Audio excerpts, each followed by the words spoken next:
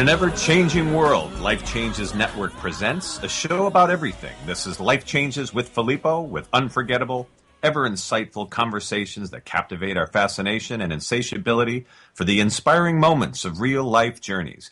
This is a conversation that matters as we, as one, strive for higher planes of existence and a better understanding of our true selves and the world in which we live. Always remembering, life changes. This is radio like you've never felt before, with tonight's guest, author of The Forbidden Archaeologist, Michael Cremo. And now your host, our MC, the master of change, Filippo Voltaggio. Thank you, Mark, and ciao, everyone. I am very excited about today's show because we have Michael Cremo on the show. He was really hard to get, and he's been very busy because he's doing some really exciting things all around the world, and he's writing a couple new books. And I have to tell you, the very first time I saw Michael speak in person was the first time I knew of his work. And as I sat there listening to him, I didn't know whether I should be excited or whether I should be angry. And I just decided I would be excited and angry at the same time for as long as it was serving me, because I had to get a grip on what I was hearing and the fact that I had not heard this before. The what I was hearing part was exciting. The fact that I had not heard it, that was the part that was like angering me. And I not at Michael. I was grateful for Michael for bringing this information out, and I'm so glad that here at Life Changes we're helping even more people hear this information, and maybe you all might have the same feelings while you're listening. Let me give you an example. Actually, pleasure of being with my niece on one particular morning as I was about to leave to go out of town, and she had one of her teeth fall out of her mouth. It was one of her baby teeth, and so my mother was there as well, who was also leaving, and so we all know the story of the tooth fairy. And evidently my niece had been taught this story. Now, she's at that age where she's starting to question these kinds of stories. Now, whether it's right to have told her there was a tooth fairy or not, I'm not sure. We can argue that point, but that's beyond the scope of this particular show. The fact of the matter is, somebody had told her there was a tooth fairy. Let's just start with that. And at this point, my mother, who wanted to participate in giving her a gift to kind of share in the excitement of the moment as she lost her baby tooth or yet another one, and not knowing whether she should go with the tooth fairy thing, kind of conferred with my brother and sister-in-law and decided that since she wouldn't be there to see her excitement in the morning after my niece woke up and the money and the note was underneath the pillow, as the story goes, my mother decided to put money and little gifts throughout the house, hidden under planters or behind plants and underneath my niece's tricycle and that kind of thing. So when my niece came back into the room, my mother said, "I believe the tooth fairy has left you something." And my niece said, "Under my pillow?" And my mom said, "No, I think she left you something behind the plant." And so my niece found the money and kind of had this smirk on her face like, wait a minute. And then, my mother said, "Maybe there's something under your tricycle." And I could tell my niece was excited to have the money or the little gift. At the same time, I could tell that she was thinking, okay, there's something going on there. How would grandma know? Or is there really a tooth fairy? Or, something's going on in her head. And right now, or when I first heard Michael speak, I kind of felt like my niece going, okay, wait a minute. Somebody told me there's a tooth fairy. Right or wrong, I bought into that story. But now it seems like the clues are here and there, and people like Michael are bringing them out. I want to know the truth. Enough of this, okay? Just tell me there's no tooth fairy. Tell me exactly who's putting this money there. I'll still be grateful for it, whatever. Just enough. I'm old enough. And I feel like as a civilization, we are old enough. We are mature enough. Whether we might have been all of this time, maybe not. I don't know. But I think it's time we know the truth. And these clues that we're seeing here and there, what does this mean? Where do we really come from? And I don't even know if I want to know why somebody lied. It doesn't matter. It might have been out of their ignorance or out of their greed or whatever. It doesn't matter. I want to know the truth. Who am I? Where do I come from? What's the true history of mankind? That's what I want to know. And those are the kind of questions that Michael Cremo has tackled in his books and in his speaking. And this is the thing. Michael has spoken all over the world, and he's been invited to speak in universities and in important areas where other professors and doctors and whatever doctorates have invited him to speak, archaeologists and all that, have invited him to speak. And then others have protested him speaking there. And actually, he's had to be moved from one university to a public area or wherever, or from a public area to a secret area or whatever the case is. If he were coming to talk about the tooth fairy, and everybody knows the tooth fairy doesn't exist, nobody would have an issue. If we want to hear about the tooth fairy, nobody would care. But if professors are getting their, I want to say panties in a wad, and that's probably not the right thing to say on radio. But if somebody's getting all riled up because Michael Cremo is coming to town to tell this story, then either there's some truth in the story, or there's something that in the story that someone doesn't want us to know, which makes me want to know it even more. Which for that reason, and that if not that alone, I am so excited for having Michael on the show today. So we're going to have him on. We're going to talk about these things and more as soon as we come back right after this. Clean water is not enough. Reverse osmosis, distilled water, and most bottled waters are devoid of naturally occurring minerals. They are acidic, unstructured, and hard to absorb and rob minerals from the body. IonWay's ionizers produce a super abundant supply of powerful antioxidants in each glass. Ionized water has a reduced molecular cluster size and a negative charge, hydrating you up to 6 times better. Water from an IonWay's ionizer will help you restore your body to its natural pH balance, boosting your vitality. And ionized water more effectively flushes acidic toxins from within your body. Drink the healthiest water available today. IonWay's water systems, their water changes everything. To learn more about IonWay's water systems and how you can own one today, visit our website at lifechangeswithfilippo.com and click on our sponsor page. You are listening to Life Changes with Filippo on the BBS Radio Network with your host, Filippo Voltaggio. You can visit us online via Twitter and Facebook and at lifechangeswithfilippo.com. That's Filippo, Filippo. I can tell from my introduction there that I'm a little bit excited and excitable about these things, and rightly so. And hopefully we'll come down to the bottom of certain things here with Michael. Michael Cremo is also known as the Forbidden Archaeologist. He's hailed as a groundbreaking research pioneer and international authority on archaeological anomalies. His landmark bestseller, Forbidden Archaeology, first published in 1993, already is translated in 26 languages, challenged the very foundation of Darwinian evolution.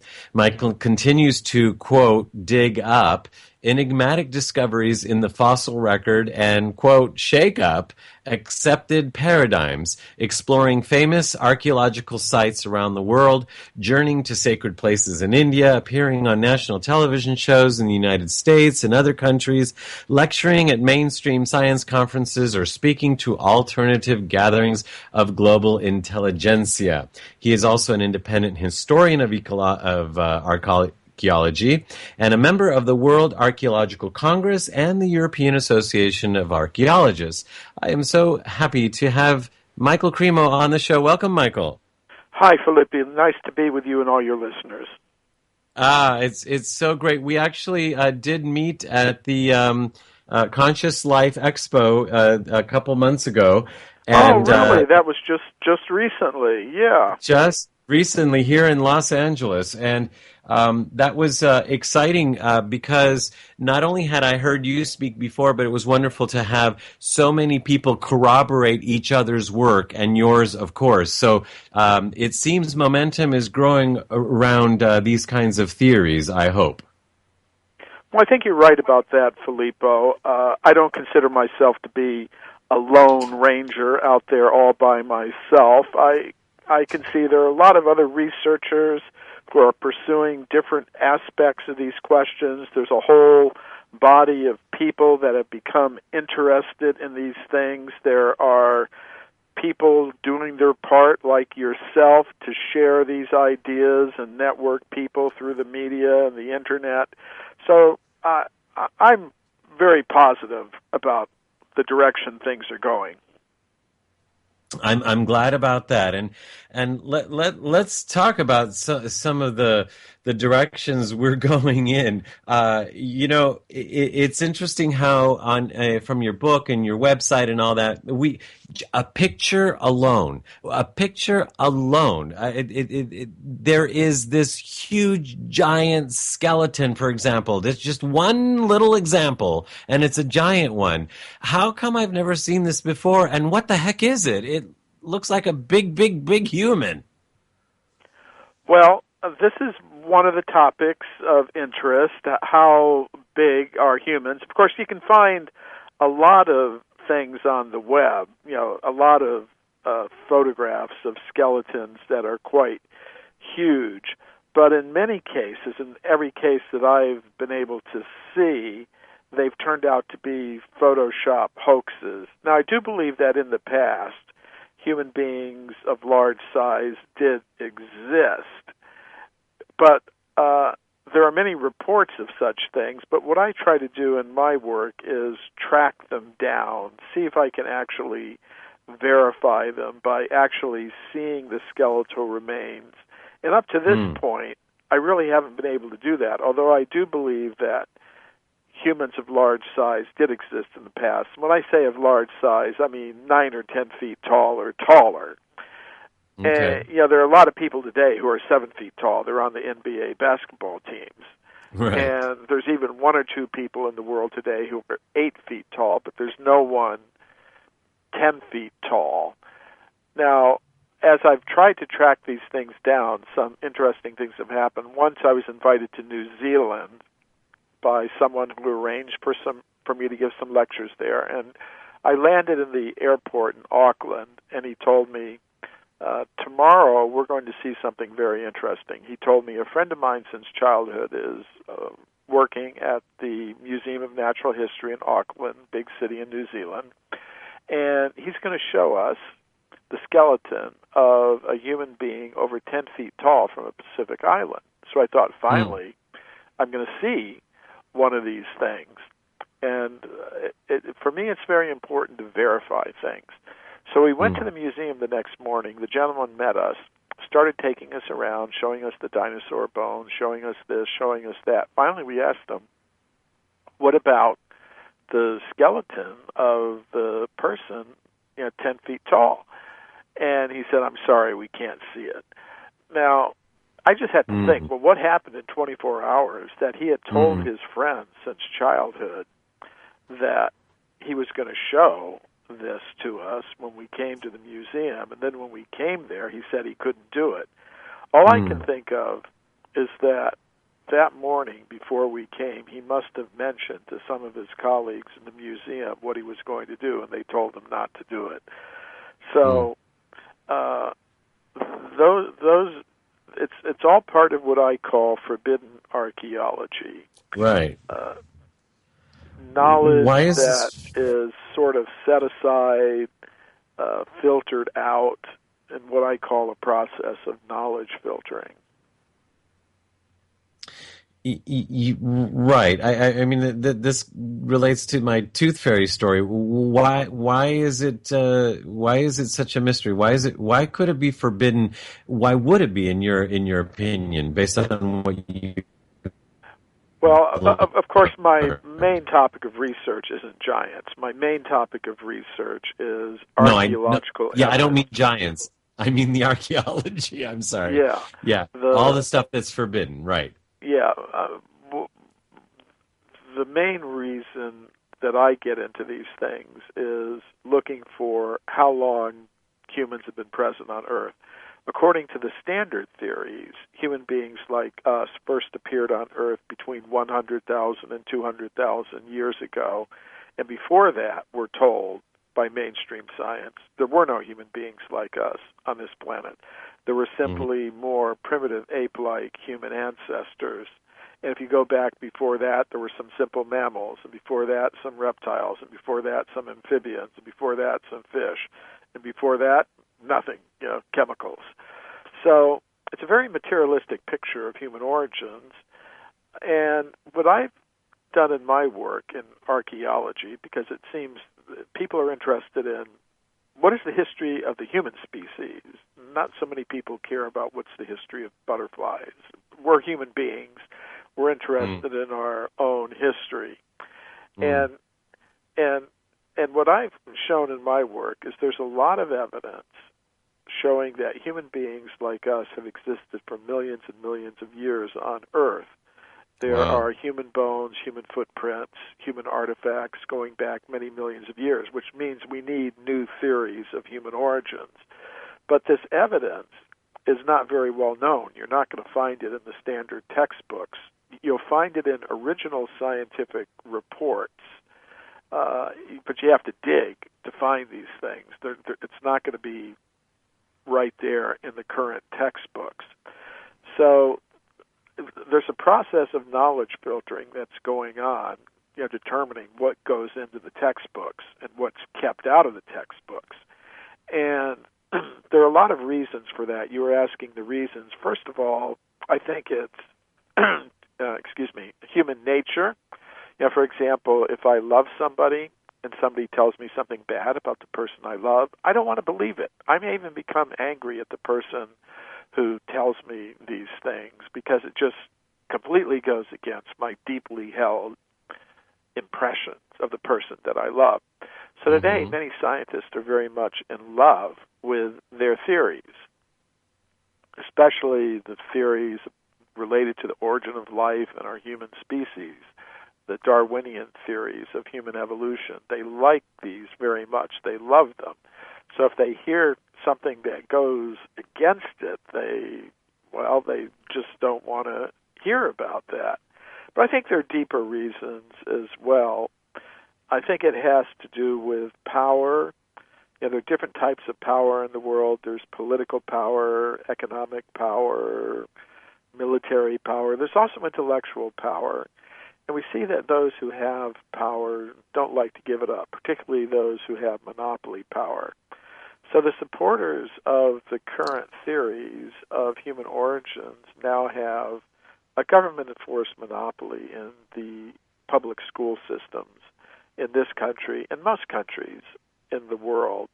So it's sort of natural. If somebody's got a monopoly on power in an institution, it's sort of natural that they don't want to give up that monopoly. They don't want to allow competing views. It's understandable. I don't think it should be going on. I think, especially in a country that considers itself democratic and based on principles of freedom, there should be free expression of ideas in the education system. The full range of opinion about topics should be presented. It can be weighted according to, well, this is the majority view in science, that humans like us first came into existence 100 or 200,000 years ago. But there are others in the world of science, and I am in the world of science in the sense that I'm regularly presenting my ideas at universities, in scientific conferences, in scientific institutions. Sometimes my presentations are published in peer-reviewed scientific publications. So, but I'm not a majority voice, I'm a minority voice. But I think even the minority has rights. So I think students should be presented with a full range of ideas and then just let them make up their own minds about these things. The government shouldn't be endorsing one idea over another. That is not the correct way to do things. I think these are important questions. I mean, somebody might think, well, okay, whether humans were here for millions of years or 100 or 200,000 years, what difference? It makes a huge difference. Because the goals that we set for ourselves individually and collectively are depending on our sense of identity. For example, if I think I'm an American man, that's how I behave, because that's my sense of identity. That's how I set my goals. That's how I set my values. And today, because of the monopoly they have in the education system, the supporters of the current theories are able to dictate to people the answers to these important questions. Who am I? Where did I come from? And they're giving very materialistic answers. Like one prominent evolutionist, Richard Dawkins, says in one of his books, what are we? We are survival machines, robot vehicles blindly programmed to preserve the selfish molecules known as genes. In other words, we're just machines made of molecules. We're evolved apes. This is what we are.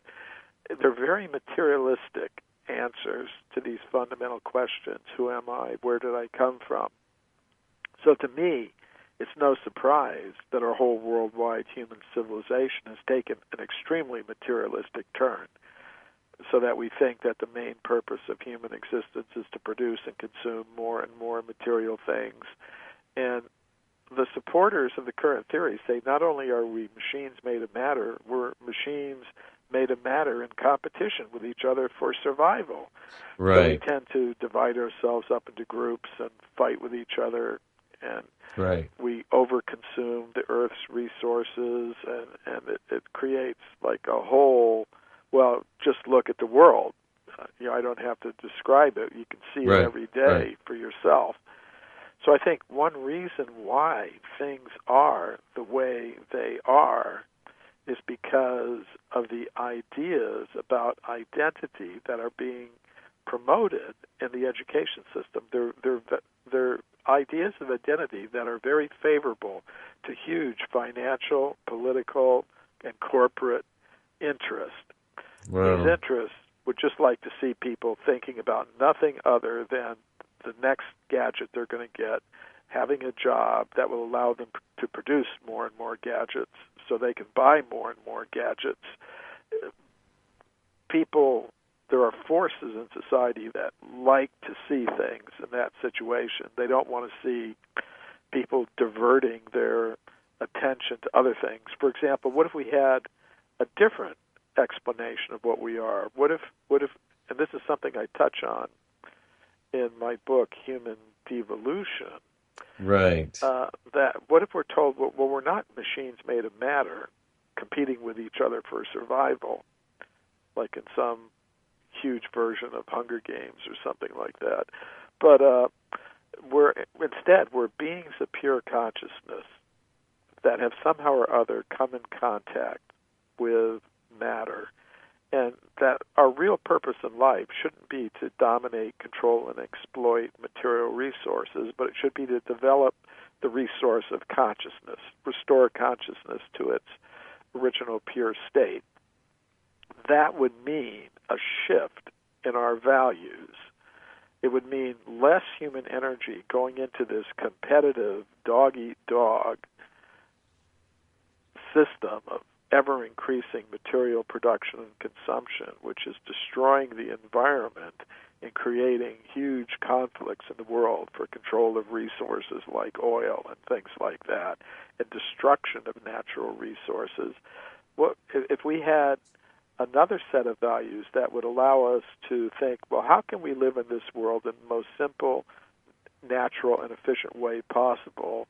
How can we live in this world in the most peaceful way possible, seeing others not as competitors, but as fellow human beings? It would be a different kind of world, but there are huge forces in society that don't want to see that happen.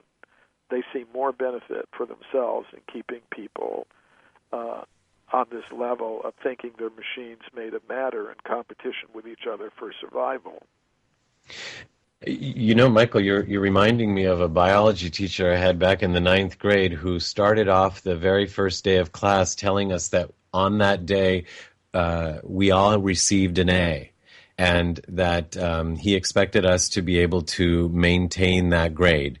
And more people did better in his class because we all started from a place of we are A students, as opposed to the other way around. And so you're saying if instead of us coming from matter, we actually come from conscious spirit, we could actually be thinking more like conscious spirits. Yes, if that's the sense of identity that was being promoted in our official education system, I think more people would be thinking like that. But I think the powers that control these things, they don't see that would be of very much value to them. There's more to be gained from keeping people under the impression that they're machines made of matter in competition with each other for survival. They can be manipulated more easily if they're in that state of consciousness. Well, I'm sure the audience knows by now what I meant at the beginning of the show when I was excited and upset at the same time listening to this information, because it's like, why am I listening to this for the first time? I wish I had been told. I knew there was always something different than what I was taught to believe. We're talking to Michael Cremo, author of Forbidden Archaeology, actually author of several books. As a matter of fact, he just mentioned another one just now, Human Devolution, or devolution, not devil, but in devolution, as in devolving. So you can learn more about that. Each of those have specific websites, but if you go to mcremo.com, that's M, C like Charlie, R like Robert, E, M like Mary, O.com, you can find all the books there and more information, lectures, and ways to contact Michael and learn more about him and see him live yourself, as I did and had the pleasure to do so. Well, we're going to have the pleasure of getting to talk more with Michael as soon as we get back. Michael Cremo is our guest, author of Forbidden Archaeology. More with Michael right after this.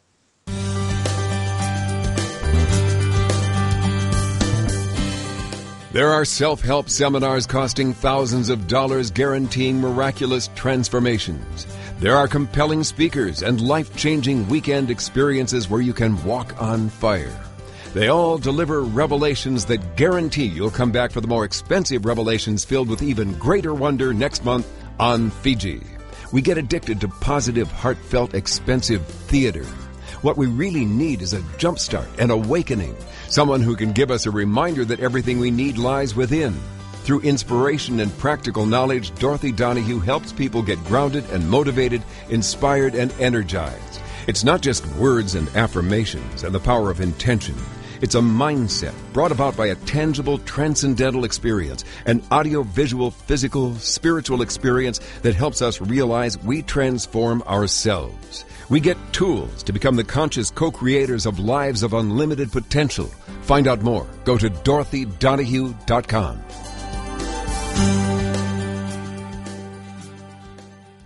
You are listening to Life Changes with Filippo on the BBS Radio Network with our host, Filippo Voltaggio.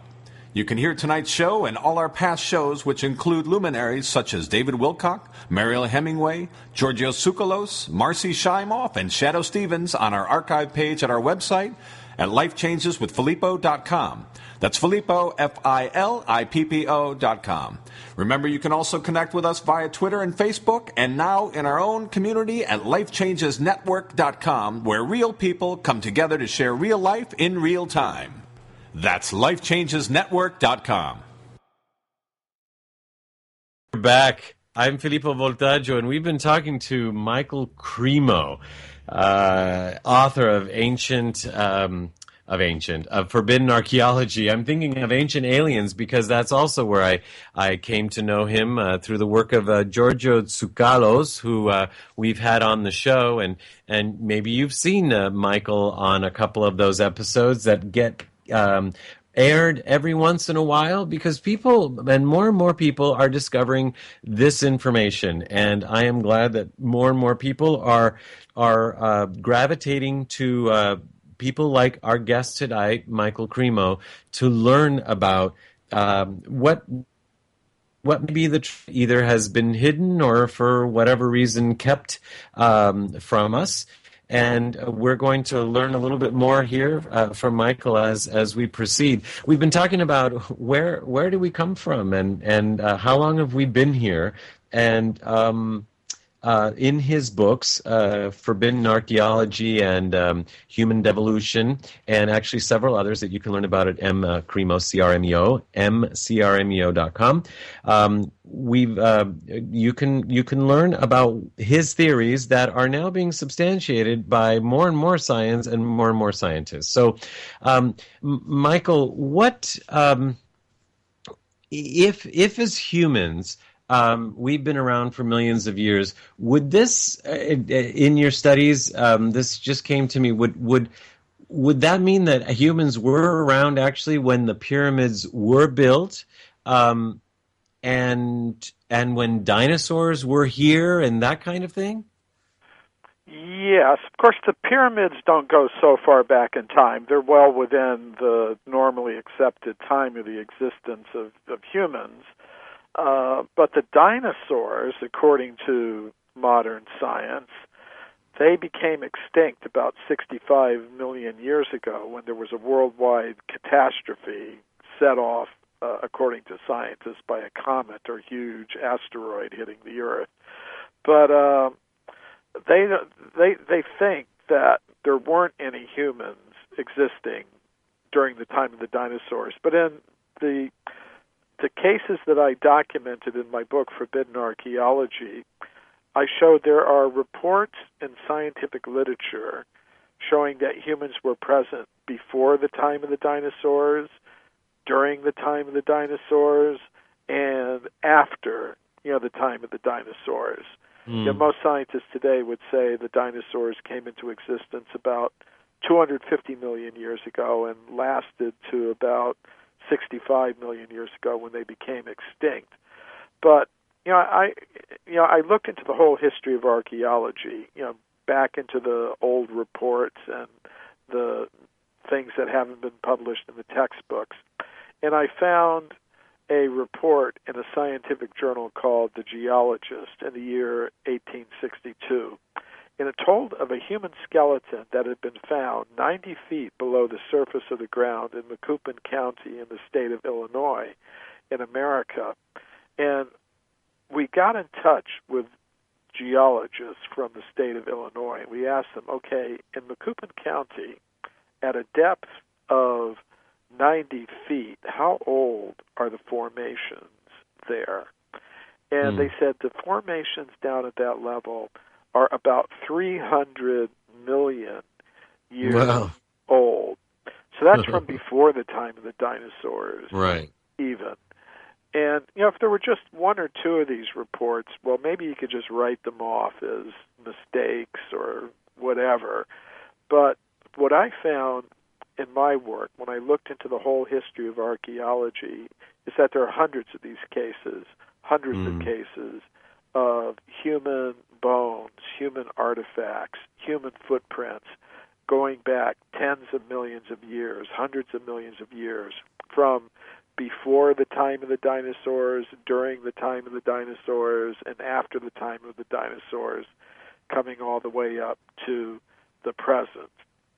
Wow.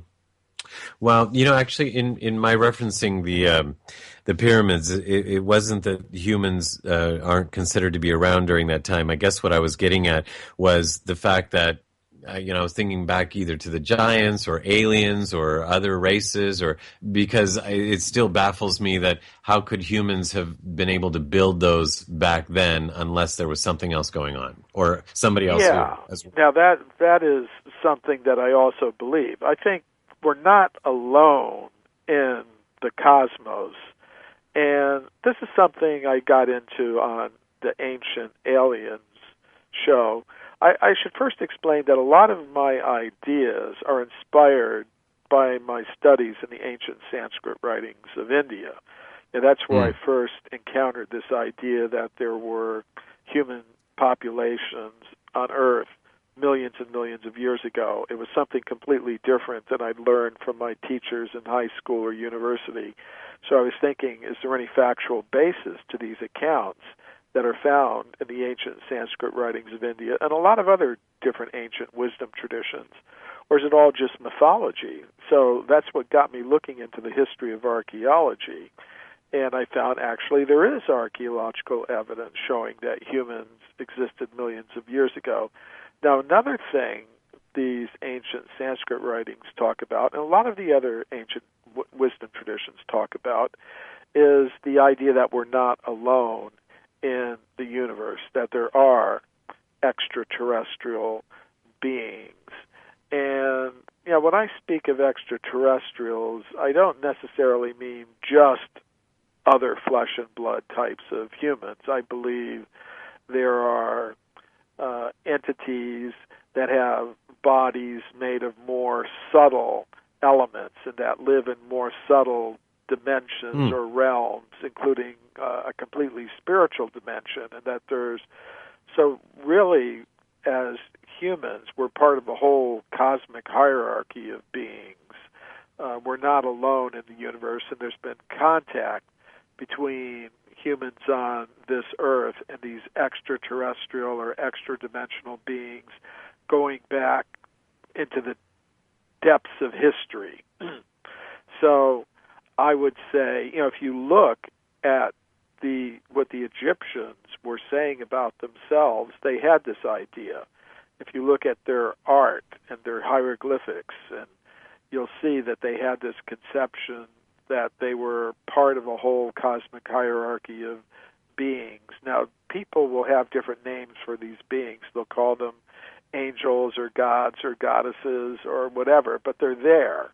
They were definitely part of the Egyptian worldview. They didn't think they were alone, and as far as they were concerned, and this is the view of many people in the ancient world, is that they were inspired and helped in their civilizations by these extraterrestrial beings.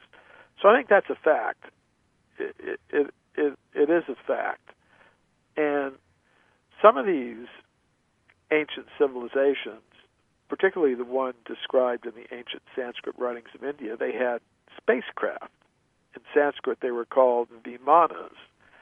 And sometimes there are descriptions in the ancient Sanskrit writings of how humans on Earth received technologies from these higher beings, including spacecraft. And these are some of the things that I was talking about on that Ancient Aliens series, where I appeared in some of the episodes and segments, brief segments. I might have to watch that. And I haven't seen that one, but it just all of a sudden, as you're saying this, it's reminding me of something that I've been thinking about for a while. How maybe now history is repeating itself, because how we went from in 1964 a computer being as big as a three-story building and only being able to do a few mathematical equations to all of a sudden just a few short 40 years later we're holding computers in the palm of our hand, which are much more powerful than that could ever have wished to have been. Well, this takes us really out to the fringes, but there are, people who suggest that there has been, in these recent times, some kind of extraterrestrial technology transfer. There was a Colonel Corso, for example, who wrote a book explaining that that's how some of this technology was acquired. It is interesting that there are reports of such things today, and in the past, the people in these ancient civilizations were reporting that they got a lot of the help with their technologies from what they called gods, higher beings who exist in other dimensions or other parts of the cosmos. So that's something that I believe. It sounds really strange in terms of modern science, but even within the scientific world, there have been some scientists who have been willing to consider things like that. For example, Dr. John Mack, who was the head of the psychiatry department at the Harvard University Medical School. He would hear reports from some patients that they had been abducted by extraterrestrials. And he decided to look into this topic. He was wondering, okay, are these people psychotic or neurotic or what? But he studied these people, and he concluded they're not psychotic or neurotic. They're displaying the signs of post-traumatic stress, like a soldier in a battle or somebody who'd undergone a huge accident might, display signs of post-traumatic stress disorder. And he determined that these people are not displaying symptoms of mental disease. They're displaying the symptoms that a person would display if they've undergone some traumatic event in their life that actually happened, not some hallucination or something of that sort. So he concluded they're telling the truth, and he wrote a book about it. And he concluded, as he looked deeper and deeper into the topic, he said, it appears ever more likely that we exist in a multi-dimensional cosmos that is filled with all kinds of beings, intelligences, gods, entities. Now, when he started writing things like that, his colleagues at Harvard University went ballistic. They were saying, we can't have a Harvard professor saying this kind of thing. So they convened an academic court to try to get him removed from his position. Now, he fought that successfully, but then I met him once in Glastonbury, England. We had both been invited to speak at a conference there, a New Age sort of conference. And we were agreeing to stay in touch with each other, but shortly after that, he died in a kind of mysterious automobile accident in England. So the reason I'm bringing him up is that, I was talking about extraterrestrial beings and contacts and things like that.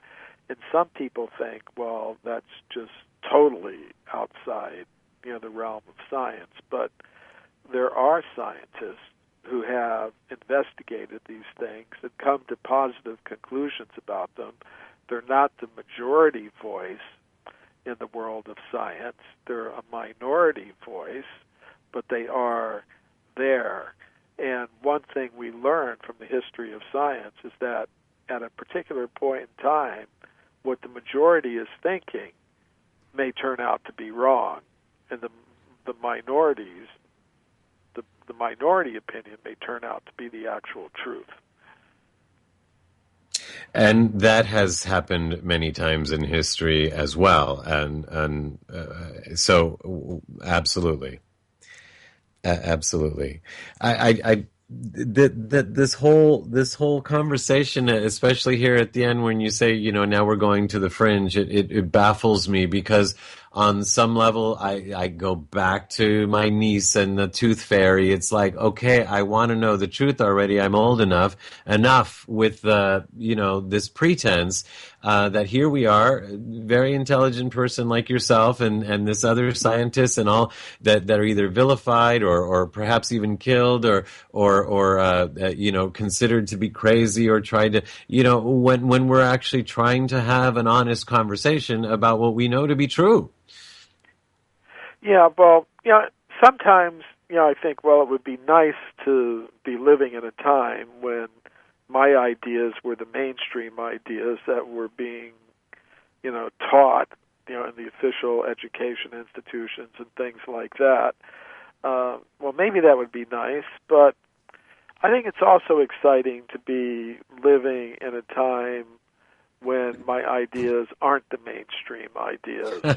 You Good were for mentioning you. earlier in the show, like I'm calling myself the Forbidden Archaeologist. Right. That's the name of the column I write for Atlantis Rising magazine. It's also the title of my latest book, which is a collection of those columns. But, if I wasn't being forbidden a couple times a year, I'd start thinking, well, maybe I'm doing something wrong. Maybe I'm just getting too soft. I'm losing my edge. So you've made lemonade out of the lemons. So good for you. So I don't know. There's, like I said, there's advantages and disadvantages to living in a time and place where the ideas that one personally has about important questions aren't the mainstream ideas. They're the fringe ideas, or not to myself. I consider myself to be mainstream in terms of my own self, but right. in terms of the opinion of the larger dominant forces in society today, I would be considered, not part of the mainstream consensus. Of course. So, but Michael, I truly appreciate that perspective. I like it very much. I think I'm going to have to ponder it. It'll probably come up during our producer's wrap here in just a little bit, but it's time for us to wrap. And I do want to remind everybody that they can go to mcremo.com, mcremo.com to find out more about you, to get your books. Actually, I know you're going on a Mayan Galactic alignment cruise here during December 21, 2012. So that sounds really exciting. And any last words before we have to cut to a commercial? Well, I just want to thank you for the opportunity to have this conversation with you and with your listeners this evening. I really appreciate it. It's been a pleasure, and I look forward to meeting you again in person soon and doing this again. Thank you, Michael. Thank you. Michael Cremo, mcremo.com. We'll be back with our producer, Mark Lejeune, for our producer's wrap right after this. Life Changes with Filippo is a premier radio show presented by Life Changes Network, which is a company whose team has dedicated their lives not only to positive change, but to helping others observe and embrace, honor, and even celebrate their own changes, thus enabling a more positive, inspired life and helping to create a more positive and inspired world. From everyday people to corporate giants, celebrities, and children, we are here to help and to serve. With heart and experience, we bring our message and positive intent into your home or corporate office, and even through appearances on your favorite shows. If you wish to learn more about Life Changes life coaching and a private consultation with one of us, corporate event appearances, or if you would like us to appear on your radio or TV shows, visit lifechangeswithfilippo.com and click on our representation page. You are listening to Life Changes with Filippo on the BBS Radio Network with your host, Filippo Voltaggio. You can visit us online via Twitter and Facebook And at lifechangeswithfilippo.com. That's Filippo, Filippo. And this is our producer's wrap. I am Filippo Voltaggio, and our producer Mark Lejeune is here with us. We've been talking to Michael Cremo. I've been talking to him. Mark, you've been listening. What's the perspective from the just the ears? You know, the more I listen, the more aggravated I see. Got. It's a touch point with me because I think it shines a light on how backwards we, us humans, seem to have it on this planet. These questions, some of the things that he has explored, and the questions that are even being asked, whether they're right or wrong, the fact that the word forbidden would come up is just, it's a travesty. You know, to be on this planet, to not really know how the heck we got here, to have all these completely different perspectives on when and how, everything from 6,000 years ago to, you know, the theories of evolution and everything in between. But then I've always said, or it was what started to challenge me, and when I started to open my eyes, is when I was hearing things and I was reading things in my science book, or what I was told and what I was fed, that were clearly at odds with other things that are out there, that are being discovered and or are being learned. And you're not allowed to ask questions. Mm. And so you wonder how much more of this. You know, you go back and you look at these cave drawings, and you go back and you look at, you know, thank gosh for the internet, because now people are comparing all of the ancient written works. It's not that you're just not allowed, you're made fun of. Well, made fun of, buried, fired, discredited, Forbidden Archaeology, discredited in the world of science or whatnot, because of the powers, the guidelines, and then therefore you will or will not succeed, and therefore get credited, and therefore get a raise, and therefore be able to feed your kids, right? So it challenges your whole ability to even exist, so they won't go down those roads. So then you have truly visionary and gutsy explorers out there like Michael and so many others who have really broken ground in these areas. But, you know, for all I know, we still haven't figured out how to drill down a couple of miles into this Earth's crust. But yet our science books since day one have told us we know exactly what the center of the Earth is. Right. So that alone, I said, well, how do we know exactly what is in the center of the Earth? Well, we don't. We guessed. Okay, now what else are you telling me that is fact, which is actually a guess, and or is part of a story that makes it easier for us to play a certain role that will then feed the system, that'll keep us in order, that'll keep us, you know, present in this economical environment. You know, you just said play, and I was brought back to, for just a split second, of how we kids, some of us kids, would play when we were kids. Like, there were certain games, like when you figured it out, you purposely didn't tell anybody else. It's like, shh, no, because then you watch everybody else figure it out, and then you laugh at each other, or that was part of the game. And I kind of made the connection with Michael Cremo saying, you know, if it wasn't forbidden, then, you know, then it wouldn't be fun for me anymore, kind of thing. So what if it's up to us to figure it out and then start laughing? But people are getting hurt in the meantime. It's not funny. So I'm in this dichotomy. Well, and it goes beyond that. At what level? All right, we've seen it. We've seen it in the neighborhood. We see it in the neighborhood playgrounds. We see it on the recess playground. We see it in our schools, in our jobs, anywhere there's a group. There's some sort of hierarchy. There's somebody in control. There's somebody managing the information. Mm-hmm. So what says that doesn't go to the very top? What says that the bigger the groups, the bigger the control, the larger the agenda, whatever it may be, to manage the information, to manage the story that's being told, to manage the branding of that entity. Mm.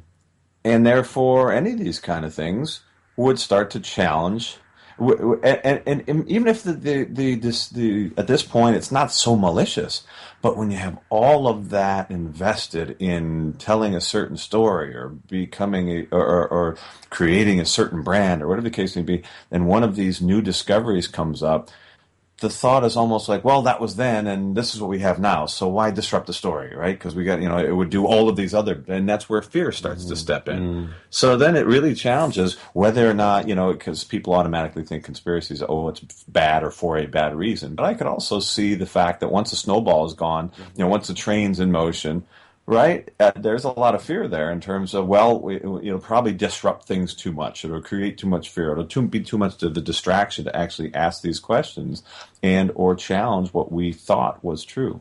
Kind of like when a lie gets out of hand or a joke gets out of hand, then you don't know how to bring it back. It's like, wow, I meant it as a joke, and not that this, but I meant it as a joke, and now people have gotten hurt by it, and I don't know how to go back and say, it's almost more hurtful to say it was a joke. But that coupled with our own ability to be ignorant, the fact that I've just never been one to not ask a question.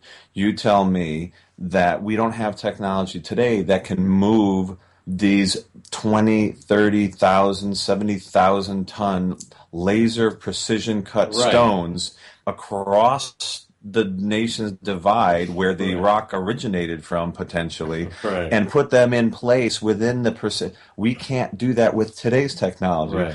But we'll just go on about it like, okay, we can't answer it, so let's not pay attention. Whereas to me, it just seems so exciting to feverishly understand more is going on rather than just brush it under the big rock. And to think we could actually learn from that. And like you said, to believe that we've been here millions of years, or to know, it just makes my mind just like go a mile a minute going, well, what have we learned? If what did we do back then? And what were we thinking? And it's a whole different mindset. Yeah, but that would, for me, that would interrupt the shopping. It would interrupt the shopping. You're absolutely right. Because if we've been able to exist for millions of years without crap, we could probably exist 50 or 60 or 80. Freaking Yeah, it's it's interesting. It's not only you start to point your fingers at, is it yourself or is it your neighbor? But we are willing. We get caught up in this, and then we get addicted to stuff. And that stuff is a distraction. And then we live in the middle of this. And when we're in the moment, at one point, we'll say, oh, wow, that's exciting. And you watch these shows and you hear this information and it challenges everything you believe in. And then you go right back and go to sleep and get up and put your Oxfords on and drive your Mercedes or your Yugo or whatever it is to wherever you're going and do it all over again. Yeah. Yeah, because we have to live today because we're here now and this is how we're doing it. Well, this is what we did today. We had some great conversation. And Mark, our conversation alone could be 5 different shows.